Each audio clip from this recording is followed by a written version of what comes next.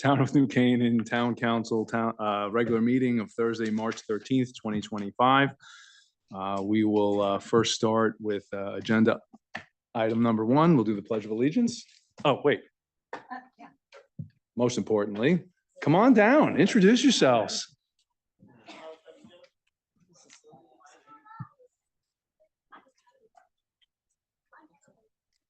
Oh, this is awesome. I'll introduce and then we'll do Pledge Allegiance and chat for a quick minute afterwards, okay? So would you like to introduce yourself? Thank you guys for having us. Yeah. We are Pack 45 and Pack 7. Awesome. 2 of the Cub Scout packs here in town. We've joined forces this year to have a good group. We actually just had a wonderful meeting over at the firehouse where we learned about fire safety and got to do some fun stuff. Nice. We had a good meeting there. Yeah, so we're excited to come here and do the Pledge of Allegiance for you guys. My name is Scott Rowe. I'm the Cub Master. We have some of our other adult leaders here. And just like you guys, this is how we always start our meetings with the Pledge of Allegiance. So with that, guys, if you're in uniform, you can salute. If not, hand over your heart. We'll start with All right. Is there anybody that wants to lead us in the pledge? Who wants to lead? All right. All right. Remember, it was 5. All right, whenever you're ready. I pledge allegiance to the flag of the United States of America and to the republic for which it stands, one nation, under God, indivisible, with liberty and justice for all. That's awesome. Thank So you. guys, why don't you tell me everybody your names? Just go quick down the line so we know who you are. Who wants to start? Okay, right there. What's your name? Hey, Charlie. What's your name? Hi, Isabel. Teddy, all right. Hey, James. Hey, Bennett. No? Okay. Okay, I'll do it, Camden McMillan. All right, Camden McMillan. If you want to hear my middle name. Okay, hey, all right. Well, how about you? What's your name? No? Okay, we'll come back. Go ahead. What? Lord. Hi, Ford. Love that. Okay. John, Hey, John. Lady, Hey, Brady. Robert, What's up? Pepper, Hey, Parker. Hey, Isaac. Hi, Nasha. Hi, Lily. That's awesome. Luke. Nice. Guys, it's awesome. Thank you for being here. It's an honor and privilege for us. And of course, I always do this. We have 2 Eagle Scouts on town council. So why don't you introduce yourselves and maybe say something, all right? Luke Kaufman, Pack 120 in New Jersey. Actually, all 3 of my brothers, there's 4 of us, are all Eagle Scouts. It's a big thing that my dad instilled in us. I learned great, true life values and morals through the organization. I think it's excellent, and I wish you the best of luck. Have fun. Thank you. I'm Eric Tunham, and I'm an Eagle Scout from Troop 70 here in New Canaan. And my dad was a Scoutmaster. And Luke's got me beat by 1 because only 3 of us Tunhams were Eagles, me and my 2 brothers. But I got my start at 8 years old in Cub Scouts in Pack 31 at the Congregational Church. So I have wonderful memories, and I applaud what you're doing. And I think it's great what you're learning. And you're going to learn a lot about citizenship and supporting your community. And I hope one of you is going to sit up here someday. Awesome. All right. Thank you, guys. Thank you so much.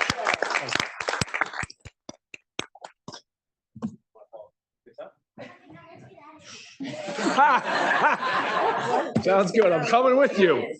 We're in the same boat. Thank you. Post haste. Let's get out of here. Oh, man. Thank you. That was great. Comic relief to start this otherwise dull show. All right. Let's have roll call. Rita Bettino, Here. Tom Butterworth, Here. Janet Fons. Here. Luke Kaufman, Here. Mike Morrow, Here. Maria Norton. Here. Kimberly Norton. Here. Hillary Orman, Here. Dina Ross. Here. Eric Tunham. Here. Jenny Young. Here. Jennifer Zonas. Here. Okay, we have a quorum. Awesome. Okay, we had we call the meeting to order. We had the pledge. So we're going to move to agenda item number 2, minutes. Approval of the minutes for the regular meeting held on February 26th, 2025. Could we get a motion and then we'll open it up for discussion? So moved. Christina, Janet, second? Second. All right. Any discussion? Thomas? Eric, okay. On page 2, the Conservation Commission report should read, Ms. Zonas reported that a bottle redemption shed is anticipated to be installed at the transfer station. comma, with proceeds being given to local nonprofits, period. Members of Planet New Canaan are expected to assist in directing such donations, and Planet New Canaan will support the project financially. Okay. Got any that all questions? written out. I can submit to the secretary. Perfect. Any Thank you. comments or questions regarding Eric's comment there? Anything? Okay, any other comments or revisions? Yes, Anything? on page 3, the paragraph, Board of Education, the second line, it says where the BOE will follow up, that hyphen needs to be removed.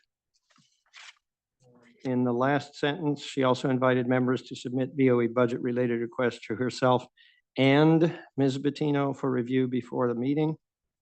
And in the next paragraph, Chairman Morrow expressed gratitude for the committees. It should be S apostrophe, not apostrophe S. Efforts in preparing for the town council's budget review. That's all I have. So, I don't think so. Great, I'm any, not sure about committee. what?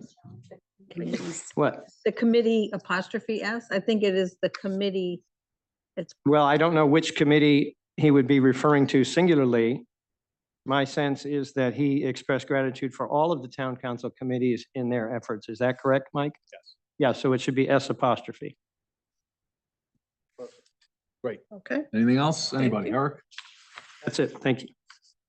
Okay, so including those comments, which we'll make add the edits to the minutes. If there's no other questions, then we'll get we'll take the vote to approve the minutes. So all in favor? Any opposed? Any opposition? No, the motion passes unanimously. Thank you. I'm actually going to ask, I'm going to make my own motion to just amend the agenda, just in terms of sequencing. I'd like to bring Todd Lavrieri up for public comment. So I'm going to actually make that motion. Can I get a second? Second. Kim, fine. Any objections or comment to have Todd come on up now? All right, perfect. All in favor? Motion passes. Mr. Lavrieri, please come on up. So this is agenda item number 4, which will now be agenda item number 3, and we'll move public comments to agenda item number 4.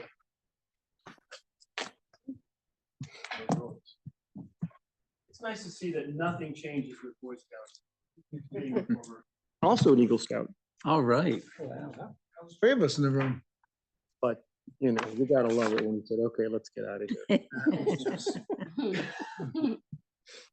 Oh, my goodness. Anyway, thank you for having me. I'm going to do this. I will take a few minutes and just go a click deeper than the press release and a few things and give you some facts and some of the overview and some of the details, and then open it up for questions. Does that work? Okay, I'll go through the notes quickly. And I see I have both Josh and Tiger, so there's almost nothing we can't answer from you guys here. So, as I said in the letter and in the press release, when we received the budget from the Selectman's office, we established 3 goals when we went through it. 1, reduce the amount paid in taxation by $3 million. 2, to reduce the amount of capital expense by at least $3 million. And I'll talk a little bit about that in some more detail. And then 3, reduce the amount of taxpayer-supported capital expense by $1 million. I believe this year, our taxpayer-supported capital is around $380,000, $400,000. The number we got in the budget was 1.7 million. So we wanted to cut that by at least $1 million. So working with all the departments, we exceeded all 3 goals. We reduced the amount raised by taxation by 4.1 million. The big hitters there were 1.8 million in bond premium revenue, $1.2 million cut in taxpayer-supported capital, 300,000 from Board of Ed, and we have all the details we can go through if you have any other questions there, but got $4.1 million reduction in taxation. We cut the capital expense by 4.8 million. We'll talk about that. And we reduced the taxpayer-supported capital, like I said, by 1.2 million. Our expenses will rise by 3.56 from the budget that we gave you. 94% of that increase is contracted increases in salaries and benefits for town and public works employees, police, fire, and all the school district teachers, admin, and other related employees in the school district. So in addition to those goals, we always like to establish what we have as our I'll call them guiding principles, strategic goals. Funding the schools, for sure, number one. Full support for police, fire, and EMS. And I thought their budgets were pretty good this year, actually. Human and health services, all the other infrastructure expenses, roads, buildings, the library, other town services and support. We also focused on managing our debt. As you know, it was 147 million 12 years ago, 10 years ago. We got it down to about 93 or 4, Josh, a year and a half, 2 years ago. Now it's crept back up, and I'll go into some detail on that. But we do want to manage that, the debt, the total debt. And I think, you know, we had 15 years of schools, this building, sidewalks, roads, obviously Waveney, all the athletic fields, the police department is the last big one that we have. So starting this year, I've said, and you maybe saw that I wrote this, our board, and I would like to engage you in it as well, is to try to go on a little bit of a debt diet. So we can absorb the investment we've made, pay down the debt as we do on a straight line basis, and try to continue to, you know, drive that back down as best we can. We want to optimize all the operating and capital requests as our job to, you know, represent the taxpayer for all the services that they want to have and balance that with, you know, the taxes that people want to pay. I think that we all know the residents in this town want value for what they're paying and what we all collectively deliver. So as I've said before, pleased to say our financials remain in good shape. A few highlights, I think, as you know, I won't go through it in detail. I'm sure you'll talk to the superintendent, but ranked number 1 in the state in our schools. I would say that, and not to be forgotten, over a steady process of climbing that ladder. That didn't just happen overnight. That's been a 20-year project, a 10-year project. It's amazing. And I have to really shout out all the ingredients that make for a great school district. Starts with the administration, teachers. Do not forget how motivated, engaged our parents and our students are. Go to the Carriage Barn to go see the art exhibit by the students. It will blow your mind, right? And all the things that we do, and of course the support of the taxpayers. All of those are the ingredients to have a great district. So every one of these things I'll talk about, I'll just go a click deeper on some of the numbers. The school budget is 66% of the total budget and over 70% of the total increase in the year-over-year budget. So it's a big thing that we focus on. I know you will as well. Town hall expenses were flat year to year, excluding IT. That is an excellent accomplishment for the town hall budget. And I think will likely compare favorably to other towns. People always ask me, how's our debt compared to this town? How's our operating? How's our this or that? We look at all of that. I think we generally compare pretty favorably. All I would say is a caveat, though, is everybody's in a little bit of a different place in a different time. You know, we do our schools, so we're going to have more debt. The next town does their schools, they're going to have more debt. So things move around a little bit, but I think you'll see that from a town hall expense perspective, we did very well. IT did go up. Obviously, we do, and I don't know if you'll do this in executive session, we will in April. But the investment that we make for mitigating cyber risks is very important. We continue to do that. And we have to run all the rest of our key operating systems. And I think they do a very good job. So including IT, the whole town hall budget was up 2.75%, again, which I think is very good. We had many departments, and you've got your budget books, that decreased their spending year over year, and many that were flat or up 1-2%, less than 2%. I think that's tremendous. People talk about pensions, ask about the pensions. We're overfunded. We all believe collectively that we have an obligation. It's an ethical responsibility. It's a moral responsibility on a lot of levels, including we're not kicking the can down the road and penalizing current and future residents and taxpayers. So our opinion that the prudent financial pension management by this town will be a long-lasting achievement for all of us. To put it in, again, click deeper on from a financial perspective, had we just been 100% funded, our actuarial cost this year would have been over $2 million. And in this year's budget, the year we're in now, not the one coming, it's only $500,000. So it's $1.5 million we can avoid by being in our overfunded position. If we had been underfunded, of course, that number would have been higher. So that's important to us. It actually also benefits the taxpayers. And like I said, doesn't kick the can down the road for anybody else. OPEB, the health benefit liability sits at around 80% funded, which you may say, why isn't that overfunded? Most towns sit at 30, 40, 50%. We're very high. We're one of the highest in the states, actually. Or we rank certainly very high in the state in terms of the size of that fund. Given the size of that fund, it also acts as a financial cushion should we ever need to tap into that trust fund for extraordinary payments. It came up in our Moody's call. The Moody's analyst asked us about our fund balance, and I'll talk about that in a minute. But one of the points was, well, what if you have a catastrophic health or something like that? And Ann was right on, and she said, well, we're 80% funded in our OPEB, but we can always use that trust fund if we needed to on a one-off. Perfect answer, and it's true. And just, again, should give everybody comfort around the financial stability and strength of the town. Our funding for all the other assets, parks, roads, libraries, it's all around meeting the high usage and the demands that all the residents require. As you saw in early March, we got the AAA rating by Moody's. The one area where I would say we're on the low end of their guideline or assessment is in our unassigned fund balance. Let me just take a minute on this. So we have about 21 million in what we call unassigned, literally just that. It doesn't include 5 million that we assign to ourselves, right? So we have the 5 million that we put from the general fund into this budget. We have 5 million in this budget. We're assigning it to ourselves, but we're going to run a budget that's going to have a surplus. And we went back and looked. I'm looking at Josh. I think it was 10 years, but it might have been 13 or 14 years.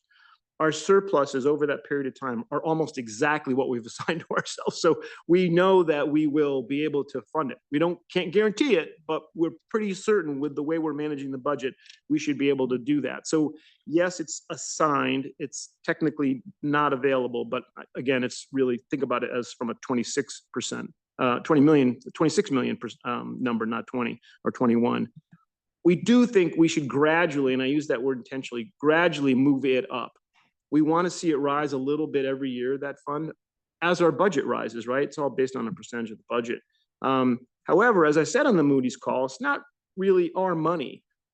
For us to sit on 30 or 40 or $50 million, just in our humble opinion, would be unreasonable. It wouldn't make any sense. The examples that they give for why you want to have a rainy day, we have a rainy day fund. It's a nice fund.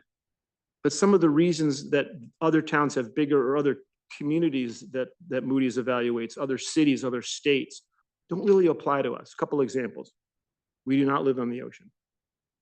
Okay? And those towns that are getting hit and hammered have reasons to have bigger funds. Some towns get upwards to 40% of their revenue each year from sales tax. Ours is 0.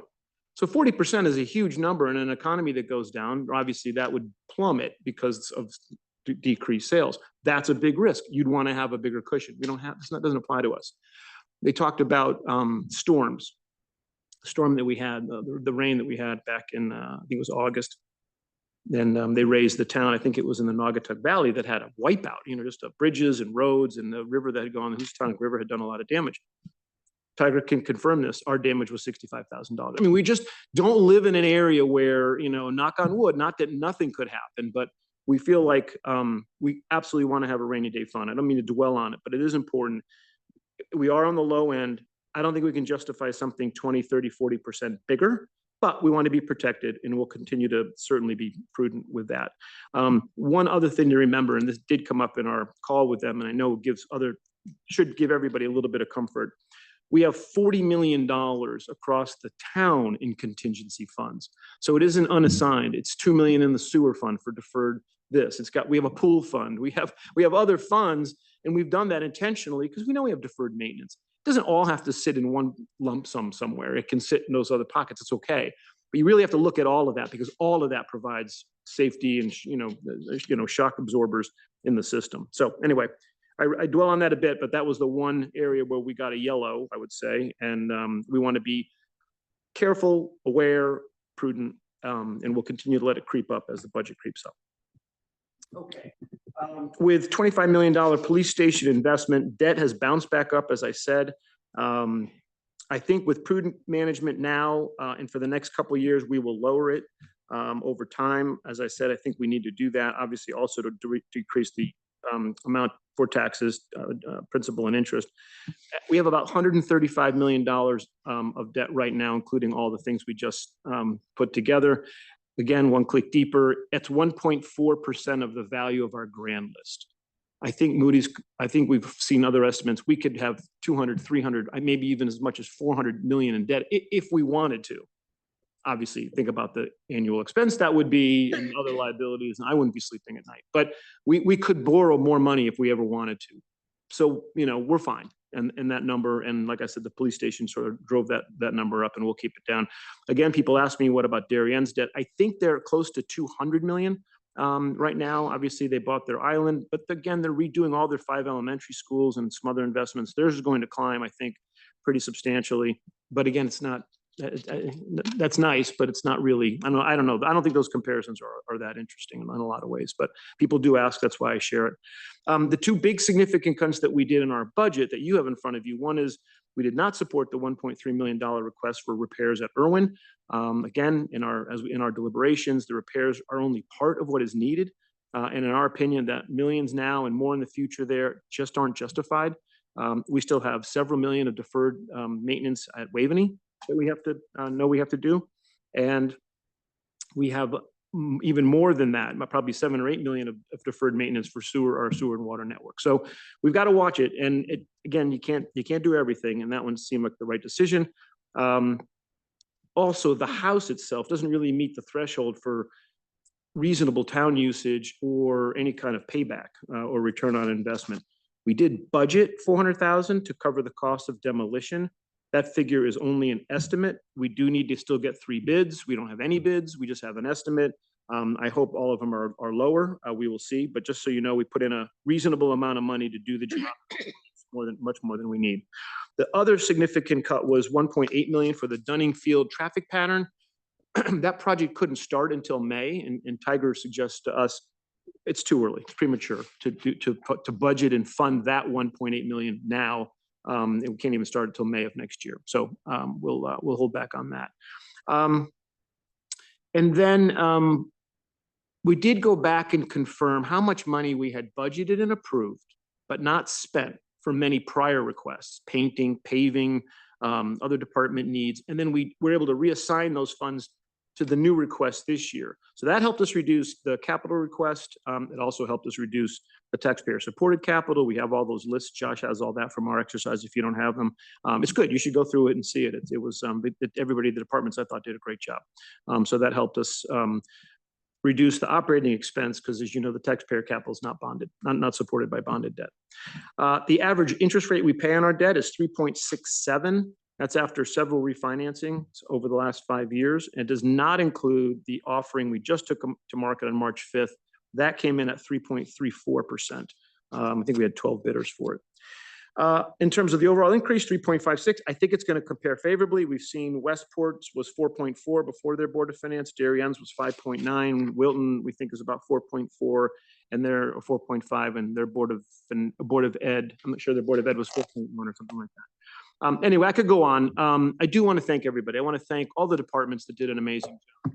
We all know all the volunteers. Thank my board and thank all of you for all your time and energy on this as well. I know you get to really look at it twice with the selectmen's and then ours, but appreciate all the time and effort that you put into it. We'll keep monitoring the financial assumptions. Things will change. We'll see where we end the year end with the surpluses and things that we'll have. You see, we're doing the tax sale, not to be confused with the tag sale. And I saw 3 properties have closed over $500,000. None of that was in this year's budget. And it's over $2 million down there, which we'll get. When we get it, we don't know. So we can't really plan on it yet. We don't know if it'll be in this year or next year. But to be honest with you, that's good. We think the police department's not going to spend the $800,000 or $900,000 of additional contingency. That will go back into a capital fund and be applied for capital projects. So it'll be things that we can get done that we don't have to pay for. So since it's bonded, we're limited in what we can do. That's it. Those are some just highlights and details and some fun facts. Well, thank you, Todd. I covered some of the things you might be looking for. No, that was an excellent summary of your hard work. So number one, thank you to you and all of your colleagues on the Board of Finance. The town is certainly well served by your dedication and effort, experience. And how long have you been the chair of? 21 years. I'm kidding. This is year 8. as chairman. Yeah. And how many years on Board of Finance? That was it. I came in as chairman. I was on the board prior to that in 08, 9, 10. Jeb called and said the financial crisis, and I had no time to do it, and he didn't take no for an answer. So Right. I did that for a few years, but then I had to roll off. Yeah, No so, virtual calls. So I was, in Japan and all over planet Earth doing stuff. So so thank you again Yeah. for your effort and. my all pleasure. your I'm lucky to have an expertise. amazing. So, in all my years being on town council, and I was just saying this, that I thought, the Board of Finance this year really, I mean, not that they don't ever really put their back into it, but I think it was the most, exacting and ringing, so to speak, in terms of getting as every dollar that made sense, to remove from the asks from the different departments. I think that's at least my general sense. Everyone else can have their own opinions, but on my historical perspective, I thought it was the most, exacting of them all. So I'm really encouraged about the budget that came to us this year. I think in years past, it's come with a little too much fat and flab. My general sense is we may be able to find a little bit more here and there, which we'll discuss and play out over the course of the next several weeks. And we'll certainly scrub that through with the department heads as we move forward. But with that, one of the things I just at least wanted to get your opinion on, and again, I've been saying this for, I don't know how many years, but probably every year, the numbers are what they are, right? Most of our budget's locked up in fixed costs. I mean, the number you just said, the 70% of the driving the budget increase this year is the Board of Ed. And they represent 66% of the entire budget. But overall, every department has, almost every department, most of what their numbers are locked up in headcount, right? And I've repeatedly said, all we really ever do is kind of tinker around the edges here because there's just not much. So unless we can work on headcount or negotiate, harder deals, which I know are extremely difficult. It's not like private sector where I negotiate. It's in a different construct. And I know we've been negotiating pretty lean contracts, but the wind up here is the following, is that the headcount, whether it be Board of Ed, whether it be any other department in town, is it really just a waste of time, or is it just too fanciful for any taxpayer out there to think that if we said as a town in the beginning of every budget process, I don't care where you guys end up, but you're giving me a 5% headcount reduction across the board. And we better not see any reduction in performance or quality of anything, but you got to get it done. Is that, I'm using a 5% or a 2%, 3%, whatever the number is something like that, an absurdity? Is it unreasonable? Because taxpayers do come to me all the time and say, the Board of Ed has too many people, or do we need all these cops? Do we need all these firemen, or whatever it is? What's your general sense on that in your historical perspective? Yeah, two things. I'm not really qualified to say, could you cut 5% and get the same service? I don't know. I don't know. That's the question for the superintendent. That's a better question for him, I would say. It does take something to have the reading scores and the math scores that we have across the district. It takes tutors, it takes aides, it takes a lot of effort to be number one for all the things that we have. Go look at the number of AP classes. It's a lot of classes and a lot of students taking a lot of classes. So you have to get at all that. That's not my swim lane. Here's what the one thing I would say, and I do think that we do need to, as a town, have this conversation. I've mentioned this to Brian, he knows this. Current course and speed, next decade, we will spend $1.5 billion on our schools. 1.5 billion. It's coming out of your pocket and my pocket and everybody's pocket. Could we really spend 1.4 and would anybody notice?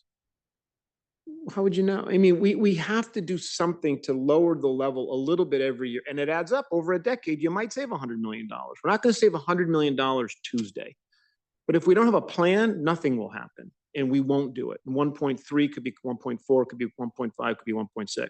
That's not including benefits. That's just operating.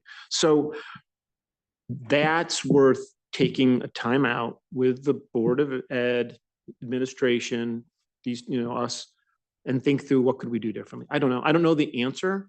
I don't think it's right not to ask the question, or at least do a little homework on the question, because it's a lot of money. It's 1.5 billion. I'm sorry. How are we going to spend that and not ask any questions? I think we have to ask. And the answer may be there's nothing we can do, but I don't know, but it's worth asking. So I would say let's form a committee, an ad hoc committee, to evaluate the 10-year play. Now, a lot of things start to come into play, 10 years. Do we need another elementary school? Do we have too much space? A lot of back and forth on that always. Right. But I just ask, I think the best thing we could do is that. I think the incrementalism is kind of a fool's errand. Oh, you're going to cut 2 people, we can cut 2 people. You can, there's always a little something, they cut 300. That doesn't change the needle. That really doesn't. And so I just think the way I would look at it is, could they do a lot more? Could they do the same with less? That's not for me. Could we look at the 1.5 billion and see if there's something we could do differently? And I don't know what that would be, whatever it could be. That's worth asking. That's where I would come up. Yeah, no, I appreciate that perspective because I hear it a lot saying, hey, they need to figure it out. And I just wanted to understand, We're number one for a reason. Right. Our numbers aren't 3 times or even 10, 20% more per student than any other district. But keep that in mind too. We get scale out of the team we have. When you go to the other districts, you see some of these districts are spending $25,000 per student. Well, they're small. They still need a principal. They still need a superintendent. They need all the fixed costs of a program without the scale. And so we have scale. Right. So, yeah, I'm sure I answered your question, but I think that's how I would look at it. What could we do over? Yeah, no, it's certainly well taken. And I think it's important for, taxpayers to understand that it's not so simple to just say 5%, 3%. There's a constellation of considerations there. But I also agree that it's absolutely worthy of a discussion and review and analysis moving forward outside of the budget process. And it's not targeting the Board of Ed. It's whatever is out there. The other question that I have is, what is your general sense, and I may have asked this in a couple of years ago, of actually having, a third party kind of independent efficiency review be brought in on a per department basis to provide insights, guidance, if they said, hey, look, this is the tightest thing you're ever going to get, great, then we know we're spending the wise dollar. Or if they come in and say, you know what, you probably could consider this, maybe save a little bit here. What is your general sense of, getting that kind of additional education from an outside perspective? I guess mixed. Have we asked the departments to do it yet? We haven't asked them to. What are your best ideas? What do we do? How do we do this differently? Look, some of these budgets are flattened down. They did a pretty good job, right? I think the departments do what we ask them to do. At the end of the day, right? They roll up their numbers in what it is, but we want invasives out of Irwin Park. We want invasives out of Irwin Park. It's not, what's an efficiency expert going to tell you? Don't do that. I don't mean, so I've mixed. I guess I'd need to know the buckets of money when you get past the Board of Ed, Town Hall, and Tiger, they get pretty small. You're not going to go to the police department and ask them for an efficiency expert, right? Okay. Well, if fire and police are off the table, they're pretty small buckets of money. So I'm not sure what you could reorganize unless you stop something, right? I guess if you wanted to stop something, there could be a savings. But I'm mixed. I'll be honest with you. I haven't given it a lot of thought. I would ask if there's a concern, it would be worthwhile. You'd say, well, asking them to analyze their own thing. I'd start there. This is what I do for a living, and a lot of the teams have a lot of good answers, and no one's asked them, and they know better than anybody. What else we could do better, differently, if they only had this, or if they only had that, or whatever it might be. I don't know. So anyway, I'm not. If you're asking to spend $50,000 or $100,000 on it, it would be one thing. If it's more than that, I don't know that there's. Again, when 70% of the budget's over here in the Board of Ed, I'm not sure what you could get out or squeeze out, and it'd be very disruptive. Because you're basically telling you, I'm not trusting you to do your budget. I need you to have somebody come in and look at it. We're a small town. Yeah. I'm not saying not to do it, but that's a consequence if you do it. Yeah, no, I appreciate perspective. That's why I'm asking. I think in years past, the town did have that. So it did, right? Yeah, right. So The only thing is, it gives you a holistic view. Everyone's in their own silo in their own right. So it would give you area. that. So when you say, well, can you cut, if there's 2 departments maybe doing something similar, I think it's a healthy thing to do. And I do remember we did it, I don't know, 12 years ago, maybe. I think it was during Jeb Walker's administration. He had all the departments We did it looking at Waveney. That's right. I ran it. He really really wanted them to do is take advantage of their attendance at conferences and the journals that they get and look at how other towns are doing similar kinds of Yeah, functions. yeah. And if it is a Benny for us to change, do it. But it was The consultant to do it. That was me. And there were some good questions asked and good things. So again, I'm not against the idea of it, but just eyes wide open and, just wanted to and again, it can't hurt to ask and look for sure. I get it. I do. Okay, any other questions for Todd? Up to you guys, or else we could just move it along, but everyone has an opportunity to talk, so go ahead. Tom? Yeah, and I echo what Mike says about the quality of the work. It's just delightful to watch you guys in action. Very gratifying. No wonder we have a town that's unassailably well-run, and we're really all proud of it. Benefit of the doubt on everything.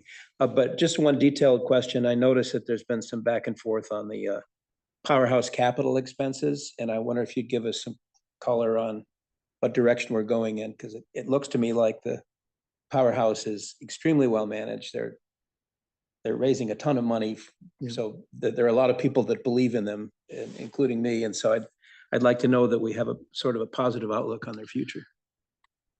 Great question. Good area to clarify. So there was a budget request for some capital, and what we were struggling with is we could show up with 50,000 or 250,000, or we could do certain things. There were some restrictions. This came up with the Waveney Conservancy as well. Budgeting for a future project and not a specific project isn't really allowed anymore by the bond council, and just from a accounting point of view, our CFOs really said you can't really do that. You can't put away 250,000 a year for 3 years to do a $750,000 project. Can't do that. So we met and just said, let's step back on the Powerhouse and think of that holistically as a project. Put up a reasonable amount of money to do two things. One, to give certainty to the project, scale to the project, confidence as they do their fundraising that there's a partner in the project, and do one thing. Do the project. Don't do this for now and then rip that up when we do the next thing. We weren't comfortable with the way that it was unfolding, and we just thought let's do a big idea. And instead of committing $1.5 million, $200,000 at a time, let's just do the 1.5 million. It's in our long-term capital plan now. We met with the Powerhouse team, explained that to them. They're on board with it. Let's do it right, do it once. They can raise the rest a lot easier, knowing that little like the library, like the baseball field, like the movie theater. Once we say we're going to be in and commit, it just makes the project, it's going to happen and it'll be done. It'll be probably less money, better and faster. And so if that's your question, that's how we came to the conclusion that we did. So it came out of this year's budget, but it'll be in next year's. And after all the last year, this year, next year, it'll end up being more or less the same amount of money, but just done in a concerted way. So I think we're all pretty happy with it. You can ask them. Awesome. Any other questions, or we'll move it along? Perfect. Todd, again, thank you so much. Thank you all. Thank Really you. appreciate it. Okay. All right, let's move back to what's now agenda item number 4, which is public comments. Members of the public are welcome to speak to the town council on agenda topics scheduled for review and/or vote. Speakers are requested to provide their name and street address, and comments will be limited to 2 to 3 minutes, subject to the total number of speakers. Do we have anybody here or online? No one online. Yes, all right. So let's move it along to agenda item number 5, budget review. Review and discussion of the proposed town budget for fiscal year 2026, including a review of the following budget, line items by Josh Kaufman and Kelly Lentz. We're going to do consolidated budget overview, recreation, public works, and then public works capital. So why don't we start off with Josh?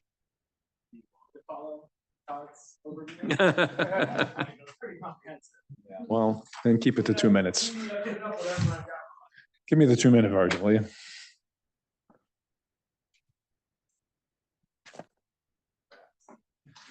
Todd was excellent. Something fun there.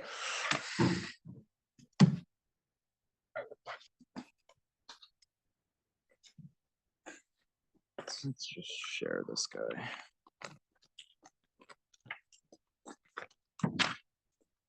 Right. Thanks for having me, everyone. So kind of the color I can add to it is just in case everyone doesn't know, this process kind of forming this budget takes place starting in October of this year when we're kind of working with departments to put together their submission. And then through November, reviewing that and consolidating it into a packet, flowing into December, we're actually running through our first round of meetings with the first selectman, the administrative officer, myself, and the CFO and director of HR, and kind of trimming back. I think this year was about 750,000 in operating and another about 700,000 in capital that came off that initial round. It then flowed to the Board of Selectmen in January, where they trimmed here and there, and then, as you heard from Board Finance as well. So right now, as you can see, we're sitting at 3.56% overall year-over-year expenditure increase, which, at least in the years I've been here, is a pretty solid number of where we've kind of settled on. We've spent the past month or so kind of scraping from every fund balance we can kind of find by analyzing either the sewer fund, the extra duty fund, tax supported capital fund balances, and seeing what monies we could utilize to offset some of these expenses that we have. And Todd kind of alluded to some of the changes that took place during the Board of Finance. And I had added onto your tablets kind of a breakdown summary of each line that had changed during the Board of Finance review and kind of the different lies to make those offsets during that time. And it's definitely a good way to kind of get the story without even watching the dozens of hours of meetings that took place.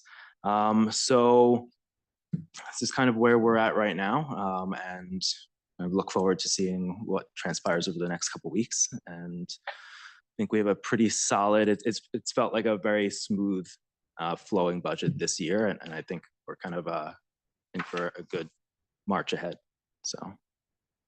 Excellent. Josh, any questions for Josh? Anybody? Good stuff. All right, that was awesome. 2 minutes. You're done. Yep. Thanks. I have one quick question. Oh. Josh, in many of the departments, there's a line item called longevity. I just don't know what that is. In Sure. some departments, it's small, in some departments, it's big. Total's about $36,000. Is it substantive? No, I just don't know what it is. No, so it was a policy that precedes my time at Town Hall, that employees of a certain tenure would get 100, like I think $50 increments throughout their tenure up until I think maybe maxing out at 300, 400, I want to say, if they've been here 20 years or something like that. So you'll see a lot of the departments with employees that have longer tenure with the Town Hall, that being there. I think it got removed as a policy within the last decade or so. So it's not an increasing number, it's a decreasing number over the years. Okay. And then in a few departments, I saw that while there might have been a 3 or 4% increase in salaries, the corresponding increases in either 401A contribution or Social Security was vastly different from that 3 or 4% in some cases. I'd probably have to look at them specifically. okay. I mean, 401A people, an employee can come on and replace leaving an employee that either retired or something like that and change a vastly different contribution to their 401A. So that could change that. Okay, if I don't want to bog down the meeting to go through every one of them, I'll catch up with you separately. Yeah, of course. Thank you. Yeah. Thank you, Josh. John?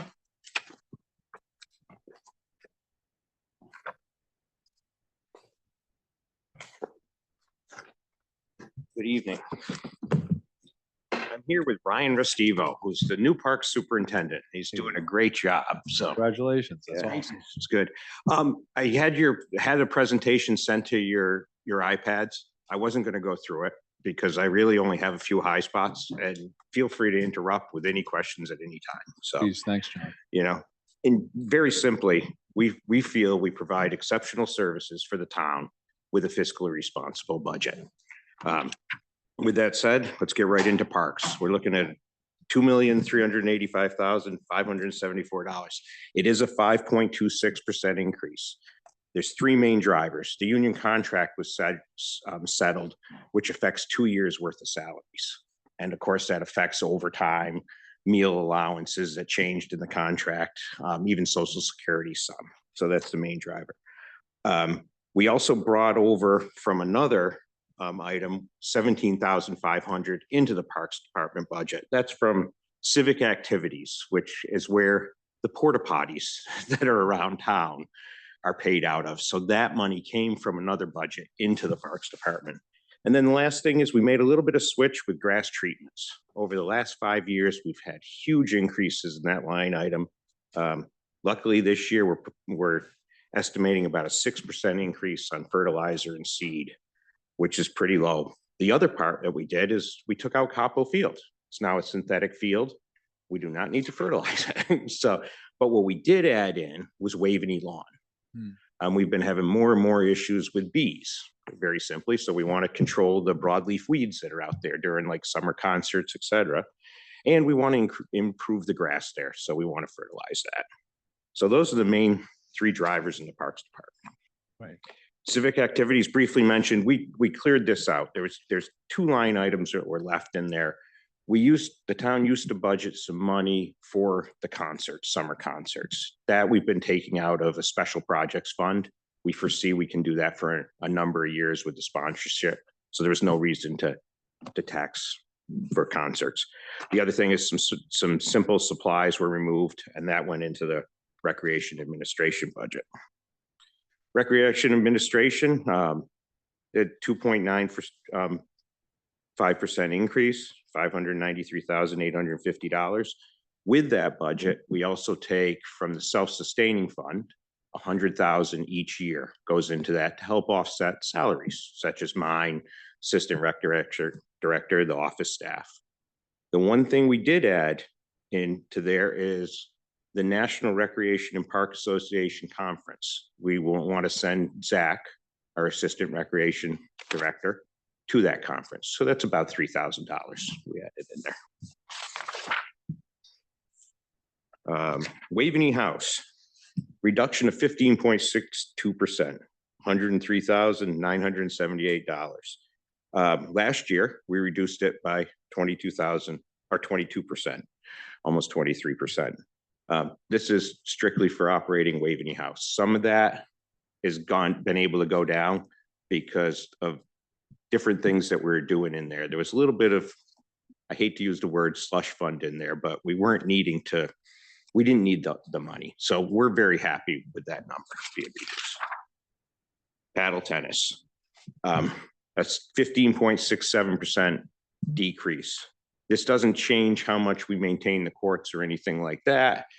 Some of the paddle courts and paddle tennis went into self-sustaining. So this is mainly the maintenance of the courts themselves and the propane and that type of stuff for the courts. Park buildings, 0.52% increase, $288,800. We had the main change there is we had to add in 25,000 for the CHP, the natural gas unit that's over at Lapham. So that's in there. Otherwise, we would have been able to reduce that number. And the main driver there is electricity more than anything. The lights for the water tower fields and the orchard field come out of there. So Lapham Center. So we had about 28,000 people go through there. Of course, that's not 28,000 individual people, but that's a lot of people. And we've been fortunate to have a grant to extend the hours going into the later in the afternoon, in the evening. It's been working very well. And we need to, for the second half of this budget, add some money in there to continue that grant. So that's been added in there. Kiwanis Park. This is mainly for the swimming at Kiwanis Park, but other maintenance too. So $82,996, a 1.59% increase. So for overall, for all the parks and recreation, a 2.97% increase for the reduction. So if there's nothing there, we'll go right into self-sustaining. very, very simply, the self-sustaining fund has been a great addition for us. It allows us to run programs without having to wait a budget year to add them on. So the most notable one is father-daughter dance. When we first did that, we had one session, thought it was going to be good. We had so many people that were on a waiting list instantly that we said, we need to add another session, and we were able to, where other years we would have had to wait the following year. So things like that. But if we wanted to add a program to the before and after school programs, flag football, we added extra teams this year because we had more interest in the program. So that works well. Very simply, we got about $1.25 million that comes in, and we spend a little bit less than that. We spend a little bit less than what comes in. We in general work on basically an 80% goes to the contractors or staff or whatever, and we receive about 20%. It varies on programs. Some programs we still want to run where we might actually lose a little bit of money, but that's not the rule. That's the exception. And in that self-sustaining fund is also the weddings and events. We have Rachel Lampum, who's doing a great job booking weddings. Next year, we're going to be busy on a lot of Fridays, Saturdays, and Sundays, and it's working very well. So with that, the rates change starting now. Anybody that's booked gets to stay at the old rates, but as of March 1st, the rates went up some. So, Steve Benko Pool. This when we were running the numbers, almost 47,000 visits last year in a very short pool season. So we're very happy with that. With that, we're looking at a modest increase. And it's mainly just due to the costs of everything going up. We just were approved, which money for the existing budget to add an extra pool pump. So it's things like that. The one thing we want to do at the pool is we want to have it evaluated, and not just the pool itself, but the locker rooms and everything else. We're at the 21-year mark, and there could be simple things like that sign doesn't meet code anymore, and we might not know. So we're looking at trying to have that done this summer so we can keep it as nice as it is. So Quick question, if I can just go back, I'm curious. What does it cost somebody to say, I want to have my wedding at Waverly? I mean, is there a set cost? Does it vary on the side? Yeah, it's. I'd sort of Smaller than like to that. send you the rates because it's the most expensive is 8,500, Okay, and that's just to rent just the house. to have the house. You have Yeah. to provide your own caterer, et cetera. I just wanted a ballpark in case somebody asked me. I want to have the knowledge. Yeah, Thank you. that's the out. There's a break for if you're an in-town resident, et cetera, and it depends on the time of the year. But 85, that's the May, June, September, October time frame when we're the most busy. Yep. So What is this, the CHP? CHP is they're natural gas units, and there's one at Lapham which basically generates electricity, but also generates heat. So it helps heat the building in the wintertime. So would you be adding, is this a new thing that's? New thing that's been online. And Tiger, yeah. So what's the 25,000? 25,000 is an estimate of maintenance costs for that. I thought the Board of Ed mentioned they were having issues with theirs, or? This one, we're not having issues yet, but it's only been online for a short period of time, so. Yeah, that number comes from facilities to be added in there, so. I was just wondering, we don't want to do something that if they're having issues, we could learn from it. I don't know, I have to look. With Capo Field gone with a new synthetic field, what are costs associated, you think, to stay ahead of it that you'll have to incur? As far as maintaining the new turf? Yeah, or the whole facility, quite honestly. Facility, well, fortunately, we have, during the playing seasons, we have somebody that comes in every morning from the Parks Department on overtime. That we're in the first year of doing that, picking up litter, which is huge. And that has really helped our operations there. As far as we do have to sweep the turf, we have all the equipment. For the other fields, we can use the same equipment. So, but we'll still be sweeping it. We'll still be cleaning it. But the best part is we don't have to mow it all the time. Right. but it will have more use than other fields. So Right. we don't see, as far as our day-to-day operations, a big change in labor. That's what I wanted to understand. Yeah. Plus, imagine they have, all sorts of warranties on the turf itself, so there's nothing really for you guys to do if there's damage to it, at least in the next probably certain amount of years. Hopefully, this is a field that will actually last us longer than the other ones, just by the way baseball plays. Right. It's set up so you can remove the pitcher's mound can be replaced, first base area, the home plate area, those areas can be removed and recarpeted. Right. On Waveney with the weddings, what is the driver of this uptick? It's just better efforts to get people to book, or what? Yes, marketing has helped, Right. and she could probably sell almost anything. So, Great to Waveney does have some issues. You don't have one big room, so you can fit up to 160 people. Right. But you're separated in 3 separate. Do you think it's the Waveney, do you think it's the COVID backlog playing, or is it really the efforts and the positioning and the marketing? Because this has been going on for some time, and to hear the data points and to understand what's happening, it's like, this is what we were focused on, right? We were looking to attract this business, and now we're excelling at that business, which sounds great, but do we think that's pent-up demand, or we think that that's a new positioning for Waveney? A year ago, we would have said it's a pent-up demand. Now we think it's a new position for Waveney. Awesome. Yeah, there was a Fantastic. nice article written in the New Canaan Bedford magazine. Chloe been a- Savini, I can't even say her last name, but a star also had her wedding Yeah, at Waveney, which definitely. Really good, like being first to market and kind of being good timing. So like taking, a lot of businesses took like COVID and the pent up demand and like offered something, which we did. And the idea was that it would drive tremendous business. And it was like, hey, we think this is gonna go really good based on all the market data, and it seems like it's going really well. we only rent for weddings and events Friday, Saturday, and Sunday. So those are the 3 days. Otherwise, we keep it open for community events. Very cool. With the Banco pool, you mentioned something about an additional pump. What's the lifespan right now of the pumps that are in effect? It's a pool, like those things bust all the time. Like, They do bust all the time. And the first year that I was in charge of the pool, I asked the main contractor who takes care of our work, I said, what if this pump goes? We have one pump, so there's no backup. So if that pump shuts down, we have to close the pool. You need constant circulation. He said, oh, no problem. 3 days tops, we'll have you a new one in. And then towards the end of July, he said, there's not any pumps anywhere in the country. of course.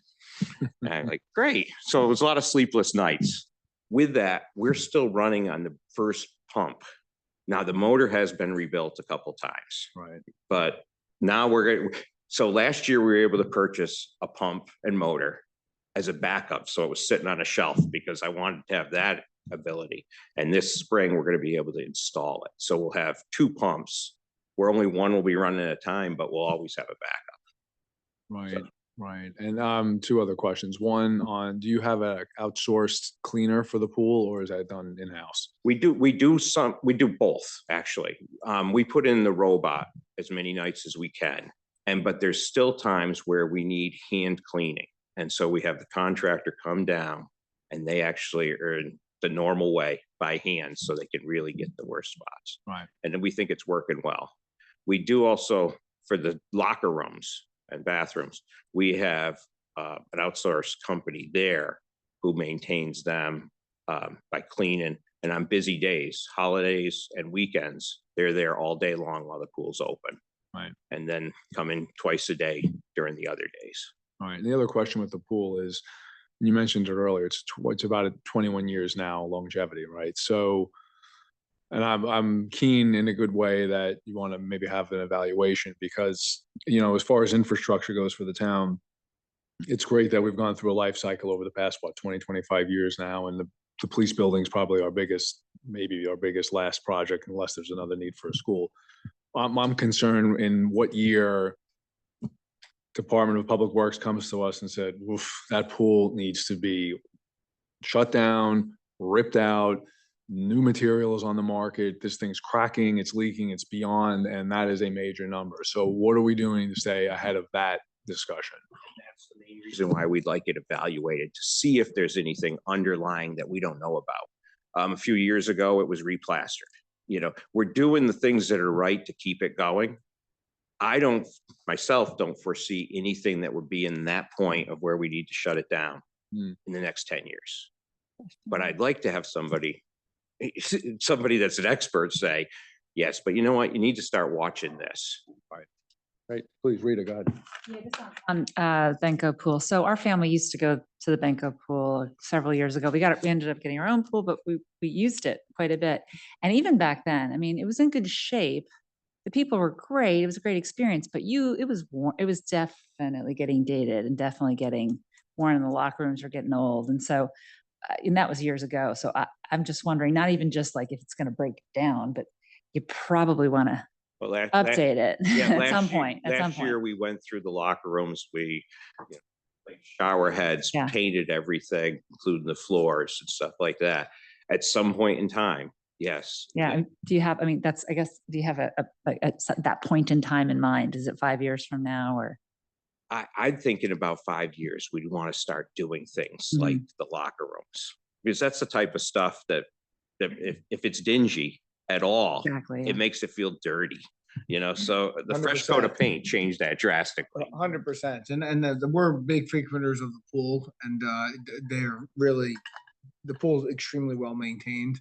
But yeah, the locker room, it's, you know, it's like, hey, I live 3 blocks away. Should I go home to go to the bathroom because I don't want to go in there? I'm not saying that was the case.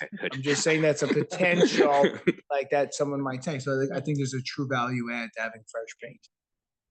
Okay, any other questions for John? I think, Tom. I just want to get a little color on Dunning Stadium. Is that for Tiger or for you? Either way, and we can go through the Parks Capital if you want to now, or we can wait. I'll be here with Tiger too, so whatever you guys want to do. Parks Capital to one shot, but it's up to you if you want to hear about Dunning now. I don't care. We go in sequence. Tiger, what's your preference? You want to just hit it at the same time and? One shot. Okay, we'll do it one shot. Perfect. Thank you, John. Thank you, everyone. Okay, Tiger, you're up.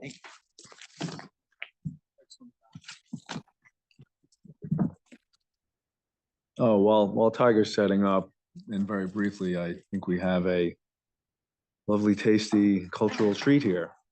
You could just at least reference it, and there, guys, they're getting set up, because I don't want it to be at the end. So why don't you tell everybody, and then maybe later on we can cut it up. Sure. So my wife makes Irish soda bread. We're Irish, German, Italian. We're both half Irish. The recipe comes from the Foxes from Ireland. My wife's mother, before she passed, handwrote it on a note. She still uses that to date, even though she's made 7,922 of them. I thought you would remember the recipe, but I think it's part of the process. So she made one, I think, an hour before town council started. We have some plates and stuff like that. It's I know nothing about allergies or what the hell is in this. I know that it's calorie free. And No way. yes, it's actually reduces calories and fat and other stuff in your body. Yeah, it comes with an injection. I'm gonna put it out, and you guys, where would you like me to put it? Sure.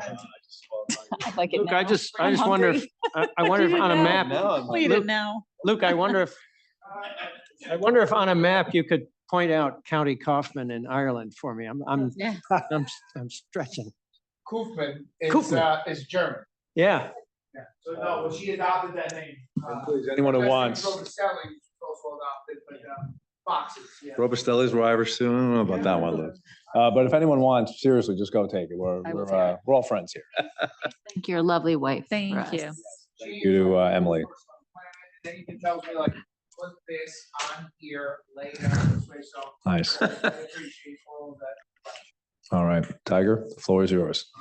Thank you very much. So this past year, we had a retirement, a very big retirement. Mo's retired after 44 years, and Lou is his replacement. So this is Lou Boyce. He's our new highway superintendent. I think it's the first time that Lou's sitting in front of you guys. So I thought it'd be good to bring him up. John brought Ryan up. Ryan's doing a great job. Lou's doing a great job. So 2 new guys at the helm. They both were here prior, but and learned from their predecessor. But we're looking for good things. He almost got fired this year because he came in as a superintendent and it snowed. So we hadn't had snow in 3 years, and I was like, Lou, you're out because it's snowing now. So, yeah, but he did a great job during that. We were out pretty much every other day for the entire month of January and part of February. Right. So, a tough winter, but they survived. Guys did a great job, and we'll go forward, and we're hoping for good things. We expect good things coming forward from That's awesome. Welcome aboard. And So, Luke, what's your last name? Lou Boys. Thank you. It's like voice with a B. They still don't spell it right at Right. nobody. So we'll kind of give you a quick overview of where we are on our operating side. So we stand at 3.86% overall. You asked for major drivers, right? So the major driver was we settled our DPW contract. John mentioned that for parks. So that handles also the highway department, transfer station, and the wastewater plant. So when you look at that 3.86, it's actually 2 years worth of salary. So if you dive down into the highway department on the salary line, it shows a 7.17% increase year over year, budget to budget. But last year we budgeted a 0 increase for those guys. And then this year they got their increase and it was retroactive. So if you look at it from that standpoint, it's really not apples to apples. When we did it and I took out all of that, we were at 1.9. So I take all the salary back out again, I take that salary differential, I'm at a 1.9% increase instead of the 3.86. Administration side, it's a 0.63% increase. There's virtually nothing there except for an increase for my assistant for a salary increase, just a COLA. If we go down to the engineering side, we are finally biting the bullet, and we're looking to hire an additional engineering technician to help us. When I came here 25 years ago, we had 5 people on staff. We had a director, town engineer, a senior engineer, an engineering tech, and an admin. When I took over, we had 3 people: director, senior engineer, admin. That was it. We did that for 3 years. Then we hired Maria. So she's been with us for 5. So the past 5 years, we've been down 1 man overall. And we need to have someone that's out in the field to help check what's happening in town, driving around, call before he digs, things that residents are doing, and then our jobs, the projects that we're managing, because we're finding that, we're doing a lot of work and it's a lot of running around for all of us during the day. And that additional help is needed. And the interesting thing is that when we did a staffing analysis, Frank Denicola did it, the predecessor before Mike, he did a staffing analysis. And at this time, what Frank anticipated at this time, we would have had 7. So we're just trying to get to 5, which is what we had 25 years ago. So that if we take that out, that $100,000 out of that 25% increase comes down to a much palatable, like 3% increase overall. Is this going to be good for your health? It's going to be very good for my health. Yeah, to be quite honest. That's what you want. That's what we're looking for. So I appreciate the support. Then, excuse me, the next would be town buildings. We're looking at an 11% increase. The main driver on that is the fact that we have all of our contracts are up. So our cleaning contract, our outside service contracts, and our preventive maintenance contracts are all up. They either were 3 or 5 years long. The majority of people kept them flat for 3 to 5 years. And now we're looking at a commensurate bump because you were flat for 5 years and all of a sudden we rebid it. So we rebid it over this past season so that we have hard numbers going into July 1. So these are the actual numbers that, given if the budget's approved, we'll go forward with the selectmen to get the contracts approved. Tiger, and everyone, just jump in when you want to ask, if you don't mind. Sure. I would just prefer an interactive unless you all want to do it a different way. But I just, on the bidding, what types of responses are we getting? I mean, are we getting competitive, or is it just like the same person who just had it? It's the only bidder. It was both. So we have the same person doing it. We split the contract. It's so big. Since we have so many buildings, we split the contract. We have one that was doing it prior and then a new one, but we had 5 bidders come in, or 5 people that were interested. And then, so they were competitive. And then same thing with our outside contractors, things of that nature. It's not just the same old. They were very competitive. And it's just the fact that if they were flat for 5 years, you have to assume that there's going to be a bump. And then it's pretty much a plateau for the next 3 years. And then we'll look at another plateau. This time we went to a 3-year contract instead of a 5. Only because I didn't like that huge bump at the end. I felt it would help soften it out and maybe bring that number down a little bit instead of someone trying to carry 5 years worth of, unknown going into the future. So, but we did find them to be competitive. And while we're still seeing some of the same contractors. That, that's not necessarily a bad thing because those people have been serving us very, very well. Right. As far as what they've done for the town and what they do for the town now at present. What 5 buildings are you talking about that they service? So it's not 5 buildings. We have multiple. So that it was a 5-year contract. Sorry. But the cleaning is for all of our buildings, and now we're adding back in the police department. We didn't have the police department last year, and we're looking at now sizing the police department based upon the size of the town hall and the needs of the town hall, since it's basically the same size, but it's nicer and newer. Costs, we're looking at those costs being increased as well for the police department. Tiger, I've got a Sure. question in administration. There are 2 items. One is professional service that hasn't been there for years, and it's in at $11,000 the Mhm. budget this year. And then you've got an advertising budget of $1,000. Again, neither one's substantive. I'm just curious what that professional service is and what the advertising is for. Well, the advertising's always been there. So Yeah, but I mean, what goes into that? I got to advertise for bids. It's $100 to $125 every time I bid, every time I advertise for a bid. So that only gets me 10 projects. And then as far as the professional services, what that is that's our Weather Sentry. So we have a weather service that we provide, that we adhere to or subscribe to, I should say. That's for parks, highway, emergency management, engineering. And we consolidated that. Instead of trying to bill out to each department, we were asked to consolidate that down into one. So that's why we hadn't had it in the past. We consolidated that down into the admin. Thanks. No, you're welcome. So then if I move forward to the highway department is at a 3% increase. But again, as we talked about that, there's a 7% year over year increase in salaries, but that's a 2-year bump. But what we did is we took a hard look at the highway department, and we were actually, before that salary increase, the highway department was at 0. We decreased our outside contractors by $32,000. That was for snow removal in the downtown. We determined that why tax anyone for snow removal in the downtown between Thanksgiving and New Year's if it's not going to snow. And then if it is going to snow, we'll come and we'll ask for the money to go and do it. But instead of having it in the budget and then in the end of the year giving it all back, why tax for the people? And we just took it back out again, considered it an emergency. And if it was an emergency at that time, we got a huge dumping of snow right before Christmas and we wanted to clean the downtown, then we would come and ask the selectmen to actually allow us to go do that and then go forward. And then we reduced our repairs, mobile equipment. Most of the lines, we looked at what was our overall spend for the past couple of years, where we were trending, and then we made adjustments there. So we reduced that by 30,000 and we reduced our stone and gravel by 10. On the transfer station side, we are at a 0.37% negative. What that is we took $25,000 out of our recycling. We're not recycling less. What we have is we have one vendor who is no longer bringing their recycling to us. So they've gotten a couple of additional clients in New Canaan and then elsewhere, and they're taking our material to another location. So we saw a little bit of a decrease in our MSW, our municipal solid waste, and in our recycling. So we were able to bring that number down. The interesting thing is that what you don't see is there's a commensurate line for our revenue. So we actually bill to tip on our floor. We bill more than what we are paying for it to leave. So we pay $111 per ton for it to leave our station. We charge $115 for it to be dumped on our floor. So there's actually a $4 per ton change in that, where we're actually to the goods. We try to stay to make sure that kind of helps, cut down on our costs of just having our staff there presently.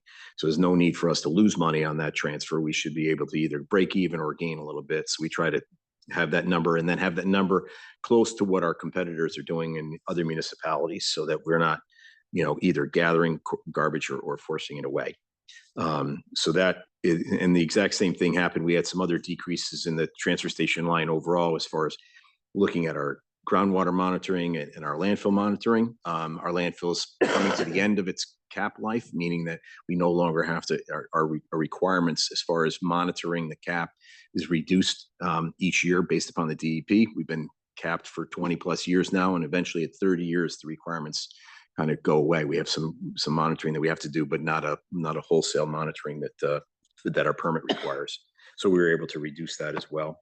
On the Nature Center, all we're looking at is that's our utilities. We took a look at exactly what we were spending for utilities for the Nature Center for their electricity and water and fuel. And based upon what the usage were and what we saw going forward, we're able to reduce that by 14%. Our utilities line is up 3%, but that is basically our sewer use fee. So for all of our town buildings, we pay our sewer use fee to the sewer department, to the wastewater plant. And then our streetlights and our hydrants. So we pay a fee to Aquarian for our hydrant service, and we pay a fee to Eversource for all of our streetlights. We have 408 streetlights. We lease every single one of them from them, but they're responsible to A, keep the electricity on, and B, if there's anything that burns out or is damaged, they have to put it back. We don't have to worry about having a crew or any electricians on call to actually take care of that. We don't have a lot. We only have 400. There are other municipalities that are in the thousands, and they actually do that themselves. We're not at that point. It's much more cost effective for us to lease them from Eversource directly. And then as far as our hydrant service is we have to pay for the amount of pipe that's in the ground and the number of hydrants that we have. So we pay a fee for how many hydrants we have, and then you pay a fee for how many feet of pipe you have in the ground. So to service a hydrant, you got to have a 6-inch water main at minimum. So Aquarian's been coming in and upgrading all of our water mains in town, which then allows us to have better fire service and better fire flows for our fire department, which reduces insurance costs for our residents.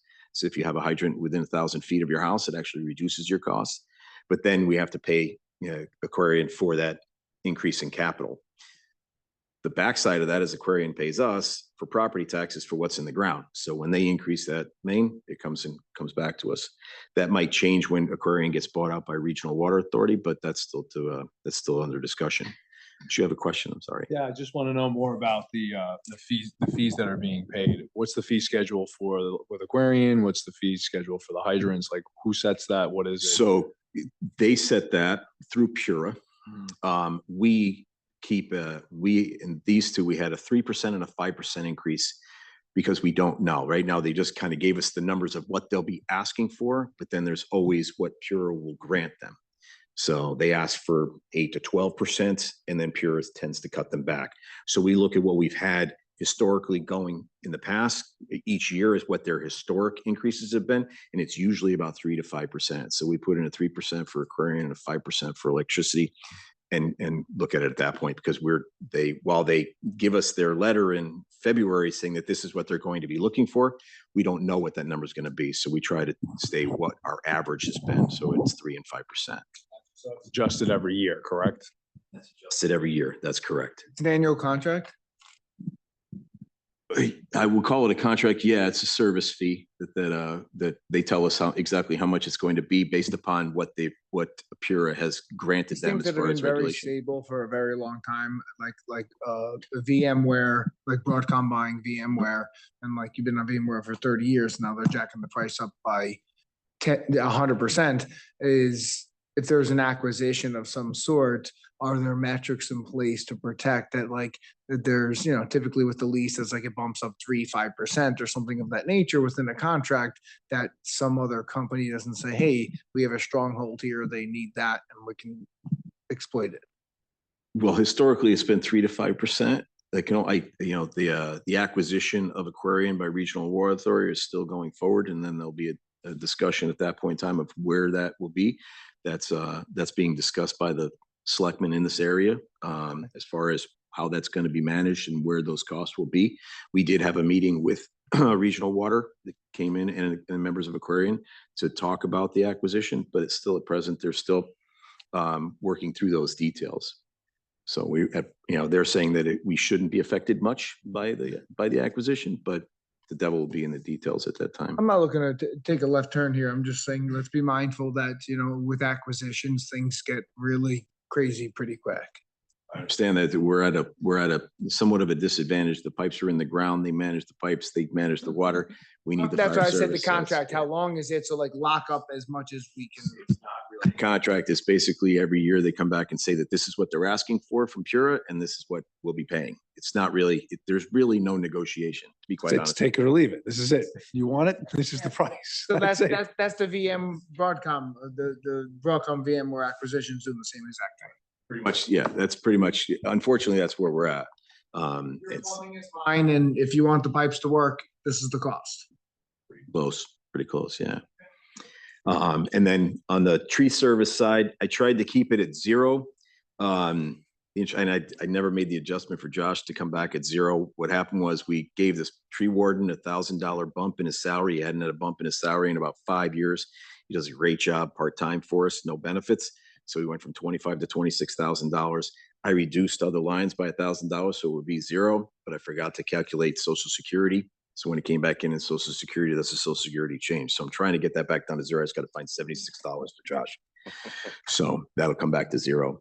And then the last is the sewer plant. Sewer plant is only at 0.1% or $1,500. The only driver there is we have our chemicals for the sewer plant itself. Some of them are sole sourced chemicals that we need, but what they do provide for us at that nominal cost is a savings over having to go towards a capital increase of say $10 to $12 million for zinc and phosphorus removal. Say a new filter, things of that nature. So we're able to right now manage within our permit based upon our chemical additives. And we see that going forward into the future. We've been doing it for the past 5 years and we see that going forward. So if there's a nominal increase in that capital, in that chemical line, it's much more cost effective to take that nominal increase in the chemical line versus going to a $10 to $12 million plant upgrade. We are going back for our permit in January of 26. Our permit will be renewed for the next 5 years. So we'll see exactly what the limits are going to be in January. We just hired our consultant to put them back online to have them work us through that permitting process. Board of Selectmen approved them a couple of weeks ago, and we'll go through that process. And in January, we'll get our new permit. And hopefully the limits will be at the exact same level they are now, which is palatable for us, which we're able to make permit with no problem. So I think that kind of ran through each one of the departments. If you got any question on any specific one, I'm happy. And if not, we can, I'm happy to answer them. If not, we can go to capital. We can bring John back up and we can go through capital. Anybody have any questions for Tiger? No, Rita? I mean, we've gone through this, but I just, if anyone's watching, we've gone through these presentations numerous times and we were on, Christine and I were on the committee. So I'm satisfied with where we're at. Tiger, I need to understand something with your contract that you sell, the union contract. I recall, was there a retro payment being made? There's a retro payment back. Yeah. Because they hadn't had a number at the time that, the contract ended. Yeah. So they carried that first year, that 2% back. And then it was 2%, 2.7, 2.7. All right, fine. And then only because I know people always ask, but if you could just hit again how you're managing any overtime costs that you have, then we can wrap it up on this. So we don't have scheduled overtime per se. We have some for garbage pickup on the weekends, sweeping of the downtown, sweeping of other areas, because we can't do that during the day. That's just physically impossible for us to get out there. So on a Monday and Friday, every Monday morning and every Friday. So we try to dress up the downtown before the weekend, and then we try to clean her up after the weekend. So those are basically our planned overtime. And then we have some time that's planned for to managing some of the parking lots, because we can't necessarily do those Monday through Friday because they're full. So it's hard to cut grass around them, do anything in there, sweeping, cleaning, whatever that we need to do. That has to happen on a weekend. So Talmadge Hill specifically, we've got to get there on a weekend. The lumberyard, we've got to get there on a weekend. So there's certain things for that. And the rest of it is just managing through whether we've got projects that might be better for us, or we're looking at a point where we could finish that project by the end of the day by adding an extra hour, and then we'll add that extra hour instead of having to close that, come back in for an hour in the morning, and then run to another project where you're just losing time. But then the rest of it is storm related, so whether the wind blows, snow comes down, rain, what have you, it's all kind of driven through that. We are right now looking at the point where we're close to exhausting our overtime, and we need approximately $70,000 to get us to the end of the year for those kind of planned garbage, planned sweeping, planned events that we have throughout. we're trying to see if we can't find monies inside of our budget, but we're looking that we're gonna have to come back and ask for some additional funds. I think we can manage about, say, $20,000 or $30,000 in our budget exact at present, and we'll look to 40,000 or so to come back to the boards, either to come out of contingency or out of the general fund. Did But you that's mainly exhaust what? Storm? We don't have a storm account. We don't budget for storms. We have a certain amount of budget that's there based upon what, the history has been, but we don't budget for a season like this where the majority of them were on a Saturday, Sunday. They were 24 hours long, 36 hours long. They were long duration, falling on a Saturday to a Sunday, Sunday to a holiday, which is, the exact same problem. Sundays are double time for us. So those things were actually kind of hard, hard on the staff and then hard on the budget itself. So so we do our best that we can as far as when we call our guys out and when we let them go. But same token is you want to make sure that they're here, right? You got to make sure that we get them here, because if they have a problem, especially a lot of the forecast this year was for ice to come in first. Well, if we have ice comes in first and somebody doesn't take care of their town, our guys can't get from their town to our town. So we're looking at trying to get our pre-treatment done, get our roads covered, and then we're gonna, see exactly how the storm rolls. But Excellent. yeah, Thank you. you're welcome. Other than that, I guess we'll move it to capital. Thanks, Tiger. Okay. So yeah, we can run you through each of the asks, but we kind of did a cut through each one at the Board of Finance level. Thanks, John. So at the Board of Finance level, we in essence, I believe that we reduced about $4 million worth of capital. So our capital right now is at $14 million. It's down $9 million, 9.4 from last year, or 40% year over year. It excludes the police department because the police department would just skew the results. You have a $27 million project in the middle of it, it skews results. So we take any of those large drivers out. But on the engineering side, we took out some traffic calming measures, some additional engineering, some bridge work. So we had some money set aside to do some bridge work. Our first bridge that we chose was the Lakeview Avenue Bridge, the culvert. That will be out to bid shortly, and we're looking for construction to start June 1. Looks like it's going to be close to a year's duration, but that was mandatory at that point in time. So that kind of reset us. So at that point in time, there was no need to ask for additional money since I already had the money set aside. So let's not get new money. Let's just continue with the old money. So it's the exact same thing on a traffic calming situation where we had existing monies. So we didn't need to do the additional. So we were able to cut a number of projects out of this year because we were able to manage from what we have from within. So that, as Todd mentioned, we cut out the Irwin House. Or reduce that, I should say, from 1.3 down to 400. That's mainly just to give us, we have a quote, a rough order of magnitude from a contractor for $175,000 to $200,000 to bring the building down. We have a rough order of magnitude from $100,000 to $400,000 for the environmental aspects of it. So we took that 100 to 400, cut it in half, so 200 for the removal. We're at $400,000. So we asked them to take that 1.3 down to 400, and then we'll go forward. If it flies in the budget through here, then we'll go forward and actually get hard quotes on the bidding, and then look to take the building down. And then whatever everyone decides to do with that space, we'll do with that space later.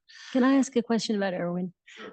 So I was wondering if there's a study that's ever been done to see the full cost of watertighting it and doing, fixing it up, so to speak, with the elevator that's needed for the second floor. Has that ever been compared to the cost to take it down? And then I was listening to the Board of Finance meeting and they talked about possibly rebuilding in I don't know how many years.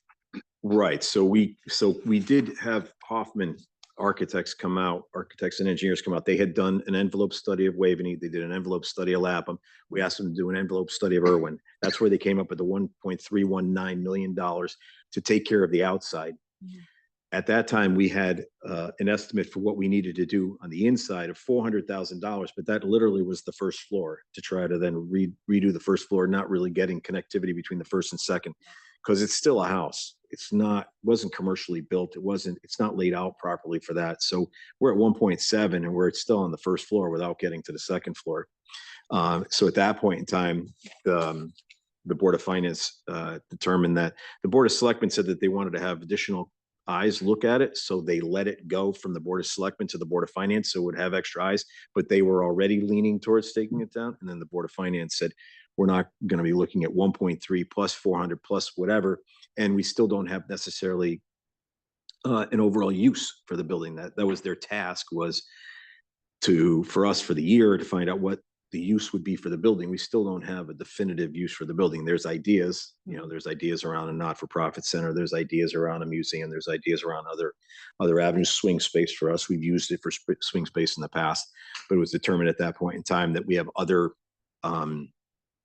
requirements, other buildings that are taking precedent. Waveney House being one of them at 2.45 million, Lapham House being another. So at that point in time, they said, we just can't continue to carry, what are really considered houses, that are not commercially built for us. And it's not suitable at that time. So the thought was, take it down, see what you want to do with that area, and then purposely build whatever you'd like to build at that time. Maybe you don't build anything. Maybe you build a not-for-profit center. Maybe you build a museum. Maybe you build something, but purposely build it at that time and go in with eyes wide open. So that was really what the thought was. So while we didn't do a definitive pure study on trying to put an elevator in and everything, the numbers were already starting to increase to the point where it wasn't palatable for the other two boards at that time to want to continue with the idea of keeping the house. Okay, thank you. You're welcome. So on the administration engineering side, excuse me, we have our pavement management and basically the standards, our pavement management, our pavement preservation, our parking lots, and our sidewalks. The sidewalks are reduced from $750,000 this fiscal year to $500,000 for next year. And then we have the standard guide rail improvement, drainage, things of that nature. So we tried to cut out everything that we had monies that were carried over from that we could utilize. That was the Board of Finance asking us that question and what we could then pause on. So we paused on everything we thought we could. And the request stands at 4.95 million, 3.5 of which is the pavement management program, which when I did the analysis last year, it was a 5-year program. It take 3 million for last year and then 3.5 for the next 4 years. And it kind of averages out for what we need for the next 5 years. The traffic calming, did that relate at all to Conrad Road? Conrad, we already had monies. So that was already in the budget. So that is actually out to bid right now. Thank you. We put in the temporary striping. It seems to be working quite well. We haven't gotten any complaints. And now we've got to finalize it, right? So the only problem was that when we go to build those bump outs or kind of fill in the intersection, we've got drainage problems because in the center of it basically at the intersection of each corner, we've got the catch basins. Well, the moment I put grass on them, water can't get to them anymore. So I've got to actually build catch basins on either side of those bump outs and change the catch basins to manholes as collection points. So that's out to bid right now. And we'll go from there. So we'll see what that is. And then when that's done, the whole striped area will turn to grass and we'll be at the point where we'll have a sort of a brand new 3-way intersection, a 3-way stop there. And so that cost is somewhere on the order of about $100,000 to do. And we have monies set aside for that. And then we're still looking at the Canoe and Carter.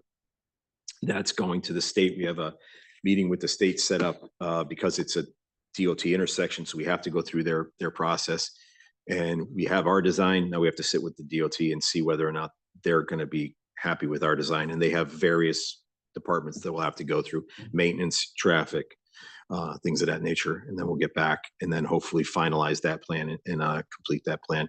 But we can't necessarily build that this year because Aquarion's going to be from Canoe to Valley for 6 months from June to November. So it really doesn't behoove us to be in there. And they've got to repave that intersection. They're going to repave half the intersection this year and half the intersection next year. There's no sense in for us to go in there and try to make an improvement when they're going to mess it up and then repave it. So we'll wait for you and then we'll come in and do our improvements on top of it because there's just no way to try to work it. They actually said, well, why don't you come and do your improvements to our standards and you can take care of the intersection at our standards. I said, no, I'm not going to pay for your improvements. You get to pay and then I'll do ours because ours is just curbing and grass. It's not a 9-inch thick layer of asphalt. So I said, no, you guys can fix the road and then I'll come back in and do our intersection improvements after. But we have reason to believe that Conrad that's a good solution. Yes, yeah, that's what our traffic consultants came up with. The residents seem to be happy with it without going through a roundabout. It seems to be working. You know, there are still people that roll through the intersection. There's still concerns about some speeds and some volume. But overall, I think we've done very well. We did change the timing at Gertie's. So we spent $10,000 at Gertie's and South Avenue and proved to the state that they could change the timing by approximately 8 seconds and actually then alleviate the issue. And it actually worked the opposite way, where we were actually able to clear the intersection so much, clear that traffic light so much that the Merritt was then backing up onto South Avenue because everyone was able to clear the intersection but couldn't actually flow onto the Merritt. So the Merritt was actually backing up. That on-ramp at 37, that long on-ramp was actually backing up onto South Avenue. So we have to tweak the timing just a little bit more, keep a little bit more of a backlog on Gertie's, and then still allow the Merritt to clear. But that's Creating lanes on the highway so that we can get onto it better. no. Cure one problem, Right. two problems, or a lot of problems, and now. With the law of unintended consequences, we, you know, a little bit more flow going forward, and then all of a sudden you couldn't, the leaf valve on the other side isn't there, right? You know, people just couldn't merge, you know, so they were stuck, they couldn't merge. Tiger, is that, so the traffic calming, the 150, that's for this potential Canoe Hill 106 The, or Carter, sorry. yes, yeah, that's why we took it out for this year and we're gonna bring it forward to next year, because that project won't go until next year. Okay. Likely will not go. By the time we get through the processes with the DOT, it'll likely be in the next year. And the fact that Aquarian is there working now for the next 6 months, it's not in our best interest to try to do anything at that point in time. There's detours all around. That detour actually ends at Canoe. It would be very difficult to the residents and the motorists to try to navigate through that. I don't want to put them into a detour and then into another detour past that detour. It just wouldn't work. Sure. Sidewalk improvements is listed in at 500,000. Yep. Can you just elaborate on what that is? Are there new sidewalks contemplated? No. Or this is existing sidewalks that are being improved, repaired, et cetera? That's There are no correct. new sidewalks planned. Okay, No new thanks. sidewalks. It's all existing. So we have a couple of different areas that we're looking at. One is we just received the bids today for Putnam Road. So Putnam and Surrey. We had an estimate, an engineering estimate at $500,000. It came in at 424 at present. Then that work will be done in the summer. We want that done between when school ends and school begins. So from June 15th or so to August 15, August 20. And then this slate, this 500,000 will either be for Butler and Whiffletree and Danvers, or we're going to shift back into the downtown and try to focus on a little bit more of the downtown, say sidewalks down East Avenue, around Cherry Street, things of that nature. So we kind of, instead of staying all in the residential side for a couple of years, coming back to the downtown and flipping back and forth. But it's a new sidewalk, but it's a replacement of an existing sidewalk. That's it. So there's no new construction per se. Anything else on that? So the only large item that we have is we have in the highway department, we have request for a new VACL. Actually, I should say a Vactor. We'll give you a picture of it so you can see it. This is the Vactor. We had one in our service up until a couple of years ago. We took it out of service and converted it over to a large dump truck because the whole back end, in essence, just ate itself away over the 15 years that we had it. We probably should have replaced it 2 years ago, but we didn't. We're looking now, we cleared our capital, meaning there is nothing in our capital ask except for this. And it's because it's $640,000. But what we have is we have a permit from the DEP, it's called the MS4 permit, Municipal Separate Storm Sewer System Permit, MS4.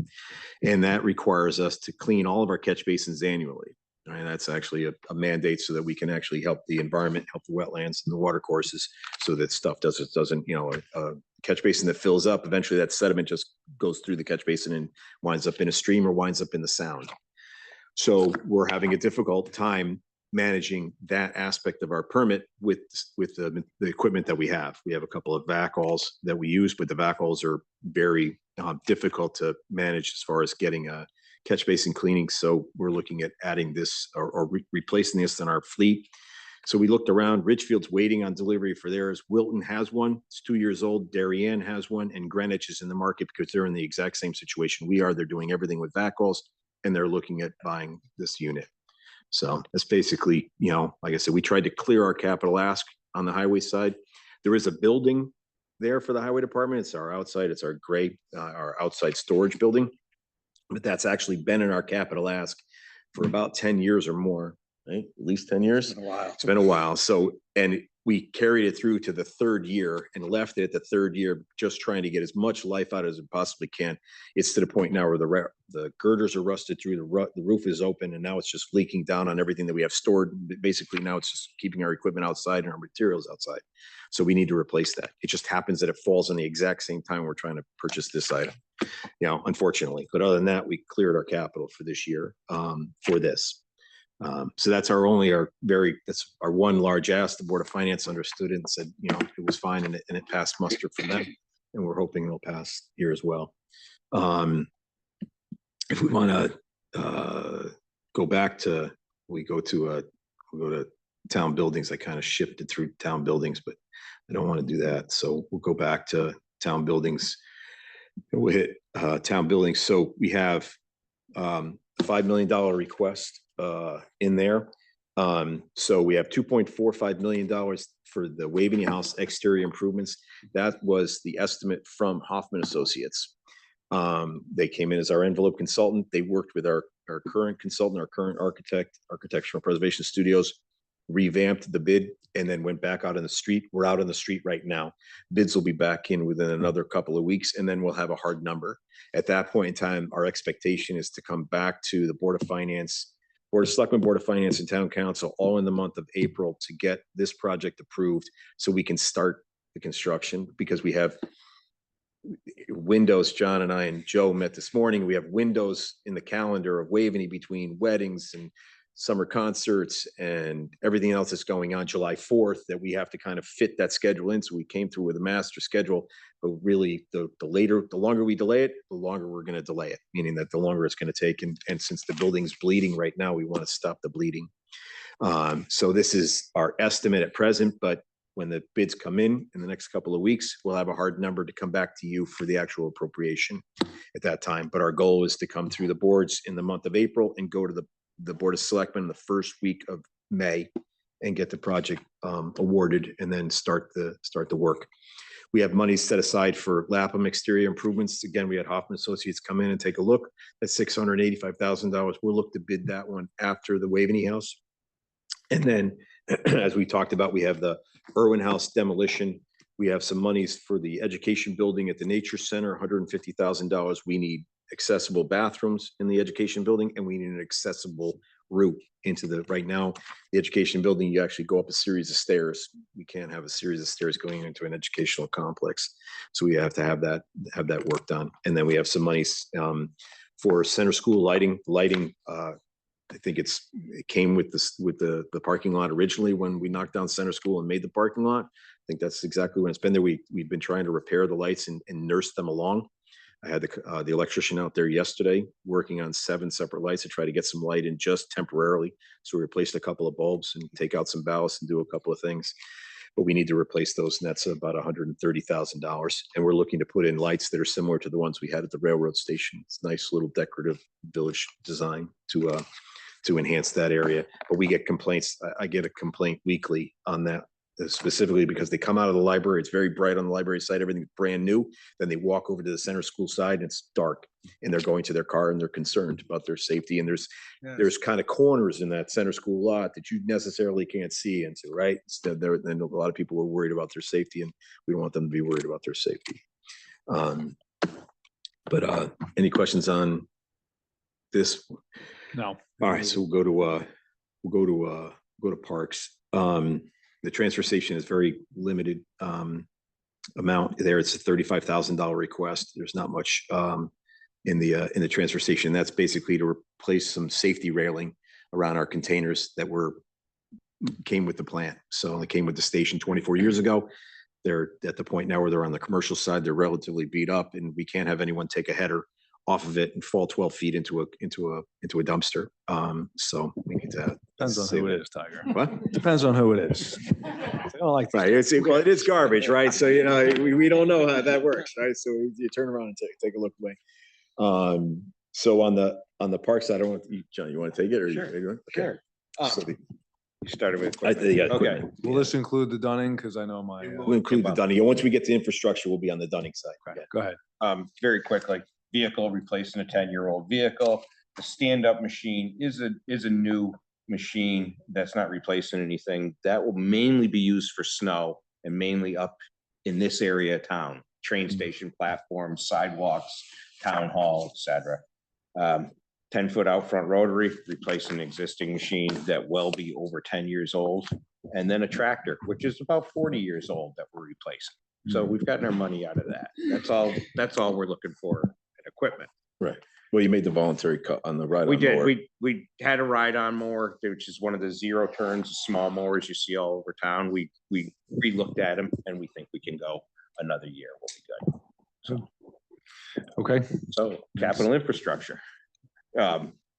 Very quickly, field improvements, mainly baseball and softball fields, safety improvements each year, improving the clay, et cetera.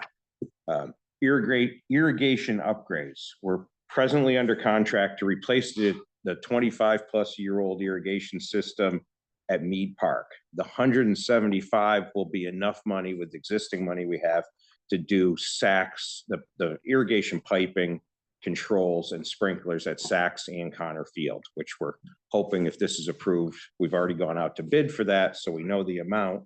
And we hope to do that in July and August because we have to do that system during the summertime.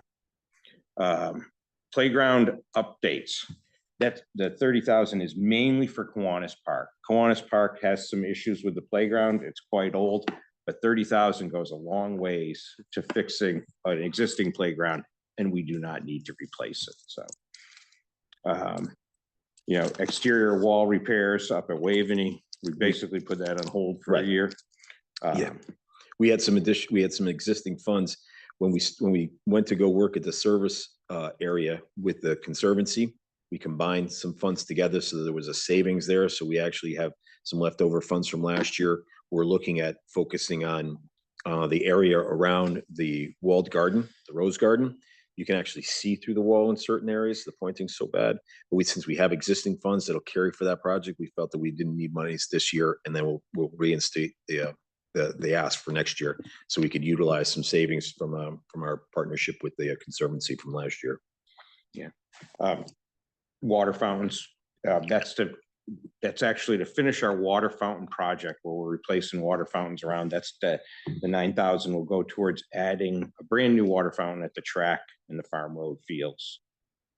Bleacher repairs. There's 100,000 in there at Dunning Stadium. We need to do some work on the bleachers. I'm hoping the price comes way under 100,000, but we don't know. We've had a couple contractors out there looking at what we have to make up for brackets to hold the fence. This is the home side fence that's at the bottom of the bleachers. You're still about 4 feet off the ground. So if that fence gives way, the whole crowd could go down on the field, and that wouldn't be good. So we're looking to see what we exactly need. I don't want to make a guess, and I'd rather not have that number cut because we need to make the repairs over the summer. We won't spend it if we don't need it. AEDs outdoors, at our athletic fields and in the parks. Norwalk Hospital had a grant program where we've had AEDs. They're coming at the end of their life expectancy, and the grant is running to an end, so they do not have them to replace. So this will be to replace about 15 AEDs throughout town. Just out of curiosity, do people use the AEDs? We're very fortunate that nobody has. Right. So that's a good answer. Good answer. Yeah. The police all have them in their cars. But the key with an AED is the quicker you can get it on there. Get help first moving, but then go. So, it's one of those ones I'd be happy never to see them opened up in the boxes. Exactly. So Do they have an expiration period? they last about 8 years. And unfortunately, we don't have to have it in this year because they'd be all brand new, but next year we'll have to put in some maintenance money for replacing pads, electrodes, that type of stuff. So. Waveney Trail construction. Right, we're, the monies that we had in the budget for this year, we just received bids for, actually very competitive bids. We had an estimate of $100,000, came in at about 78,000. For the trail, as you come into the park from the main entrance, the South Avenue Trail from the main entrance to Farm Road, it's about 2,750 feet that will be taking the top couple inches off, regrading the trail and then putting the better surface on, the Waveney Conservancy surface on. And then this money, this 60,000, normally we ask for either 30 or 50, but this 60,000 will actually take us from the South Avenue entrance heading southbound to the Merritt Parkway entrance ramp. So right where the trail takes a turn. And at that point in time, the Conservancy is looking at redoing that entire Merritt Parkway trail. So we're going to stop right there at the end of what they will be the end of their project limit. And then at that point in time, they can take that project when they bring that forward in the next year or two. So that'll take care of the entire front of the front trail of Waveney, all the way from Farm Road to the Merritt Parkway. It'll be a nice substantial improvement. Is that all on parkland or is it on? All on Watervet? parkland. Okay. Tiger, why don't you hit these real quick, unless people want to talk further about it, if you don't mind, and want to dig into the Dunning one further with Tom, that would be great. Okay, because remember, I asked everyone to watch this before tonight. Well, knock on you. I'm just saying, nope, just hit the top line on these things. Sorry. Okay, well, one of the interesting ones, pickleball courts at Waveney Park. This is for 4 lit pickleball courts up near the paddle courts. Would be a great addition. It's a perfect location. It's the grass area in the presentation that's on your tablets. It shows the approximate area. Grass area between the paddle courts and the main roadway that goes to Lapham is the area we're looking at. What will be nice is we don't have any neighbors up there, so we don't have sound issues, and we can also light them, which we don't feel we can light with the sound issues down at Mead Park. Perfect. And then the other interesting one is Waveney Park Pavilion. If you've noticed, we put a tent up for the summer camp, which we now do more outside than in Waveney House, over by the all-season bathroom near the orchard field, like a pavilion out there. When we're not using it for summer camp, it could also be a great place for people to picnic. Nice. So, and then Dunning. Right. And then Dunning. So for Dunning, we had in the budget $2 million is like the next phase. That phase would be the roundabout or this traffic circle and the parking areas coming off of that. What we have is we have connectivity issues from a pedestrian standpoint between the high school and Dunning and the track, the tennis courts, and the turf fields, all inclusive. So that's why that circle is there, to try to increase that connectivity. That's also a mandate from the DOJ that we increase this connectivity between the Water Tower turf fields and Dunning and the high school. So if you look at it, we have like one crosswalk. They wanted to see some much better connectivity through that area. The master plan that came forward a year or two ago from the Athletic Foundation had that work in it. That really was determined to be more of a town nature than an athletic foundation, since it's really the parking lot. So given the fact that we wouldn't be able to construct it this season because we still have to design it, I said to the Board of Finance, I don't need $2 million for the construction of it. I need the design money for it. And then we'll come back next year when we have a hard, closer to a hard number and a design, working with the BOE and all the other user groups to then come forward with that design. So I said, give me 10% of the $2 million for the design, and then we'll go forward. So that's why Dunning got cut from the 2 million down to the 200,000. And then we'll look for next year to put in the construction cost for that work, and then look to at that point in time go towards the master plan with the Athletic Foundation's help at that point in time. That'll give the Athletic Foundation also time to breathe, because they're coming off of Capo. Capo right now, since now we're getting into good weather, thankfully we had an awful winter. We had a tent the areas to try to build the dugouts and build the back wall and do work that masonry work that you actually have to have 45 degrees or higher as a temperature, or else your contract, your concrete is circumspect.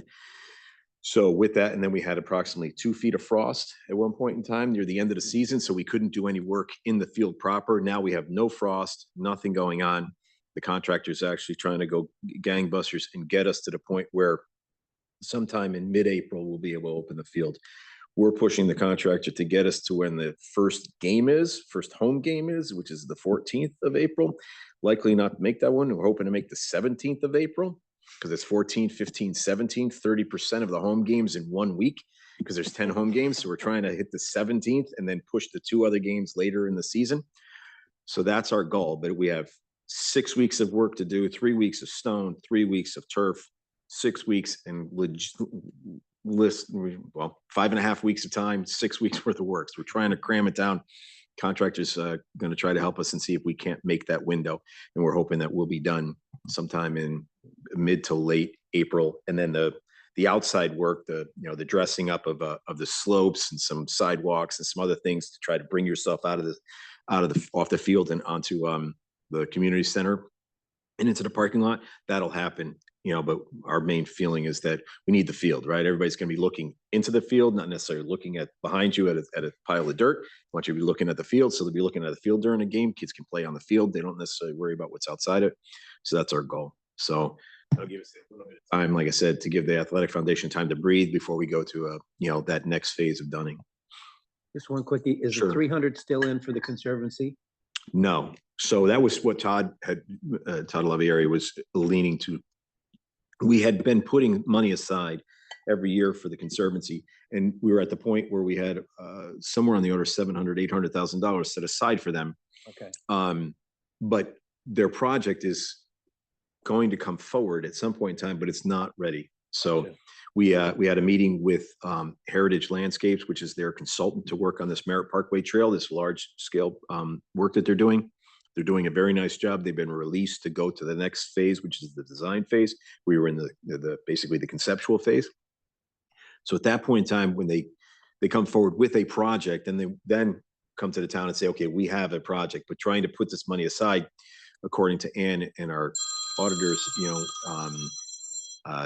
that isn't the way to go, is to set aside 300, build up this cash, and then come forward with a project, and then we'll talk at that point in time. Right, and and so presumably, and then they have like a fund, they've accrued some amount. They'll be fundraising as well. They from the last couple of years of the 300 and 300, is there like a fund just sitting there waiting to go? That's correct. There is money set aside at present. That's the problem. Right now we're showing money on our bonded side, our bonded capital side, which is actually showing our bonded capital to be higher, but it hasn't been issued, it's been authorized but not issued. So it's sitting there just as a number paper. And our auditors are telling us, and bond counsel is telling us, no, don't do that. Do it a different way. But yes, that money's still there. So they can use that to start their project, or? That they're funding the design on their side. So, and then they'll come, when they're done with the design, they'll come to us with what the design estimate would be. And then they come to the town and see whether or not the town wants to participate. At that point, that'll still be, according to the MOU, the town has the right to say, no, we don't want to participate in that project. And then if the Conservancy wanted to go forward, they'd have to fund it themselves. But that's a discussion for the Board of Finance and the Town Council and the Board of Selectmen. That's not our level. That's yours. Okay, any questions for Tiger? I have a question for John.